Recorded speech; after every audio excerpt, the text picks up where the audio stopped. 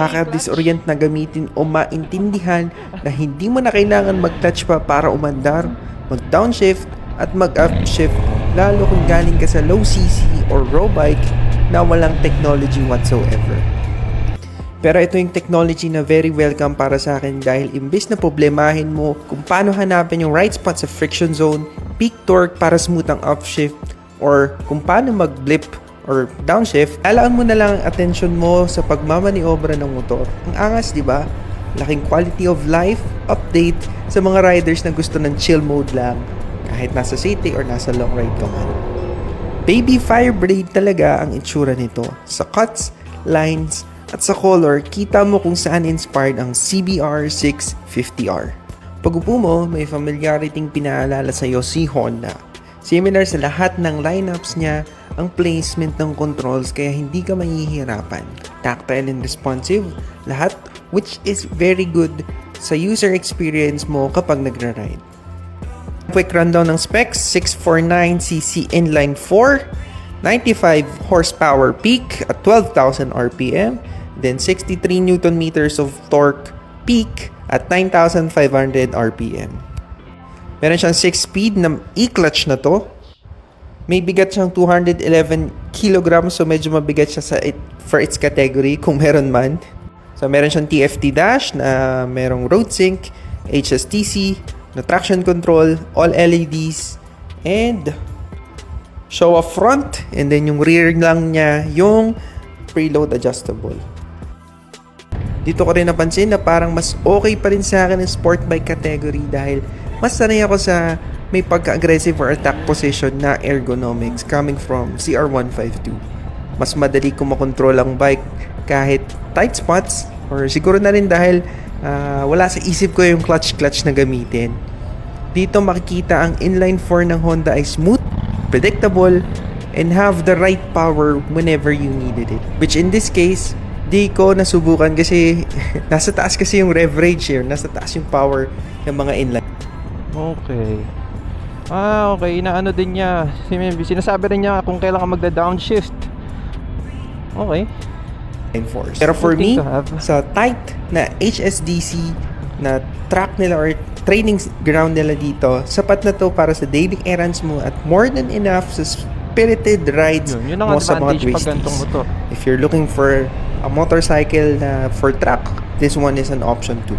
Wala man tong IMU, wheelie control, or kung ano-anong additional tech and features sa mga sports bikes na lumalabas ngayon, pero ganun pa man din, dinoble down ni Honda yung e-clutch niya kasi meron ka ng quick shifter up and down na seamless ang use, and again, e-clutch, hindi mo na kailangang gamitin yung clutch actually dito. Hindi ko kasi ginigrip yung tank kanina. Ang daya nito, walang clutch, hindi ko maintindihan, nawiwirdohan ako. Butter smooth ang downshift dahil sa tulong ng e-clutch. Sarap sa tenga at parang may fulfillment sa'yo pag maayos ang pagbaba mo ng gears na hindi garal-garal o mahihirapan yung transmission ng motor. Sobrang sarap.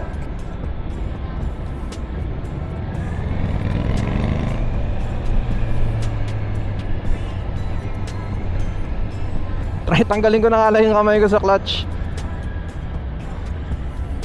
Okay.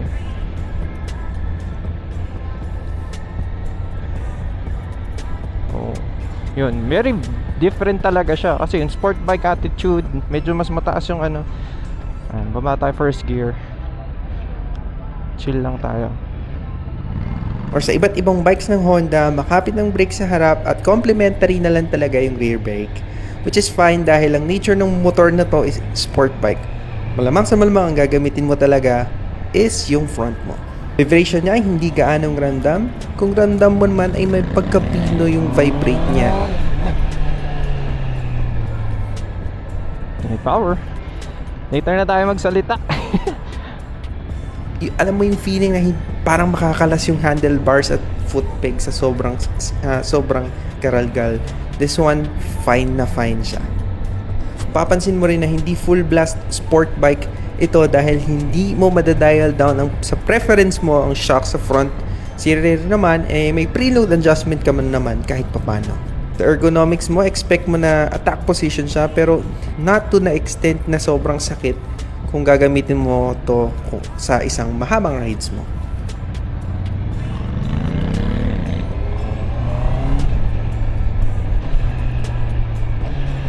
Mabigat siya on paper pero maayos ang balance ng motor na to kaya hindi rin gaanong nararamdaman. So long as i-grip mo lang ng maayos yung tank, magagamit mo siya seamlessly. Okay ang initial turn-in niya at ramdam mong planted ka kahit corners, kahit sa slow speed circle na to makikita mo.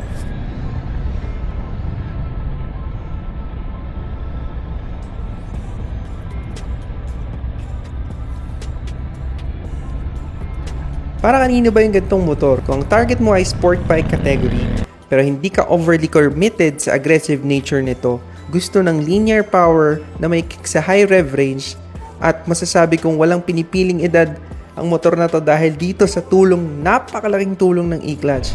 Pasok na pasok sa iyo ang CBR 650R. Also, it's a perfect balance between newbie riders na gusto ng isang big bike or isang jump na kagad ng big bike at hindi pa gaanong sanay sa clutch.